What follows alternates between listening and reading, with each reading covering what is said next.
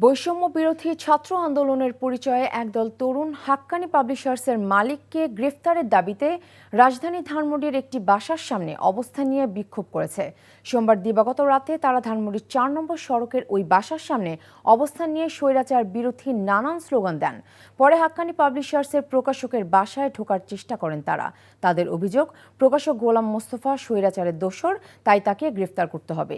এ সময় ৯৯৯ কল দিয়ে পুলিশের সহায়তা চান গোলাম মোস্তফা। পরে পুলিশ ঘটনাস্থলে আসলে গোলাম মোস্তফাকে গ্রেফতারের জন্য বিক্ষোভকারীরা দাবি জানাতে থাকে। গোলাম মোস্তফার নামে কোনো মামলা বা গ্রেফতারি পরোয়ানা না থাকায় তাকে গ্রেফতারের অপারগতা প্রকাশ করে পুলিশ। পরে পুলিশের সাথে বাকবিতণ্ডার এক পর্যায়ে ঘটনাস্থল থেকে ৩ জনকে আটক করে পুলিশ।